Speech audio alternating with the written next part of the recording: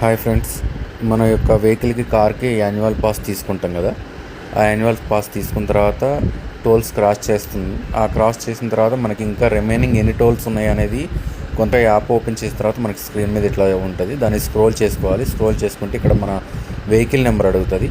ఆ vehicle number దగ్గర మన యొక్క వెహికల్ నెంబరు టైప్ చేసుకోవాలి.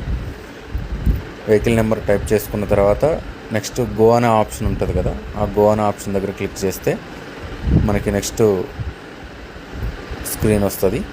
ఆ స్క్రీన్లో ఏం చేయాలని చూద్దాం. ఇప్పుడు గో అని క్లిక్ చేశాను. నెక్స్ట్ కిందకి ఇట్లా పైకి స్క్రోల్ చేయాలి. కింద showing one of the FASTag అని ఉంది కదా, దాన్ని స్క్రోల్ చేస్తే కింద మన యొక్క వెహికల్ యొక్క ఫుల్ డీటెయిల్స్ వస్తాయి. మన వెహికల్ ఫస్ట్ ఫాస్టాగ్ ఎప్పుడు తీసుకున్నాం, తర్వాత యాన్యువల్ పాస్ ఎప్పుడు తీసుకున్నాం, ఆ డీటెయిల్స్ అనేవి మనకు క్లియర్గా కింద మెన్షన్ అవుతాయి. కింద లాస్ట్కి వస్తే ఇక్కడ యాన్యువల్ పాస్ డీటెయిల్స్ ఉన్నాయి కదా, అక్కడ చూడండి టోల్ క్రాసింగ్ లెఫ్ట్ అని ఉంది. అక్కడ ఇంకా ఎన్ని టోల్స్ ఉన్నాయి అనేది క్లియర్గా మెన్షన్ చేయడం జరుగుతుంది. ఈ విధంగా మన టోల్స్ అనేవి చూసుకోవచ్చు.